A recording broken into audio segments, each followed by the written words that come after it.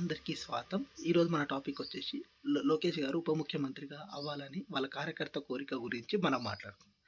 మెయిన్‌గా వచ్చేసి ఇది ఇది వచ్చేసి పవన్ కళ్యాణ్ గారిని తగ్గించే ప్రయత్నం అనేది జరుగుతుంది.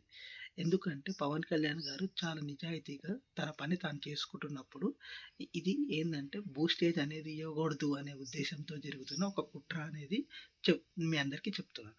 అంతే కాకుండా ఇది కొంతమంది మీడియా ప్రతినిధులు ప్రసరించిన మాటల్ని వీళ్ళందరూ నమ్మేసి ఒక ట్రాప్‌లో పోవడం అనేది తప్పు అనేది మరొకసారి చెప్తూ మెయిన్‌గా ఈ డిసిషన్ అనేది తీసుకునేది చంద్రబాబు గారు, పవన్ కళ్యాణ్ గారు అండ్ బీజేపీ.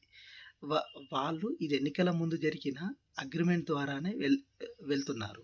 అంతే కాకుండా ఇప్పుడు చాలామంది అంటున్నారు, పవన్ కళ్యాణ్ గారు గురించి చాలా నీచంగా మాట్లాడే అవకాశం ఎక్కువ మంది చేస్తున్నారు.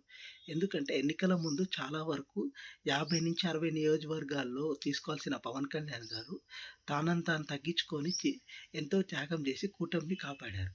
అంతేకాకుండా మెయిన్‌గా ఈ కూటమి వల్లనే ఇప్పుడు ఈ విజయం వచ్చింది అంటే మెయిన్‌గా పవన్ కళ్యాణ్ గారి వల్లనే వచ్చింది. ఇది చంద్రబాబు గారు కూడా చెప్పారు. అన్‌స్టాపబుల్ షోలో పవన్ కళ్యాణ్ గారు గేమ్ చేంజర్ అనే విషయాన్ని చంద్రబాబు గారు కూడా చెప్పారు. ఎందుకంటే ఇద్దరి అవసరం ఇద్దరికీ ఉంది. జనసేన అవసరం తెలుగుదేశానికి ఉంది. తెలుగుదేశం అవసరం జనసేనకు ఉంది. ఎందుకు అంటే మెయిన్‌గా ఇదొచ్చేసి ఈ పొత్తు అనేది 15 ఏళ్ళు ఉండాలని పవన్ కళ్యాణ్ గారు చెప్తున్నారు.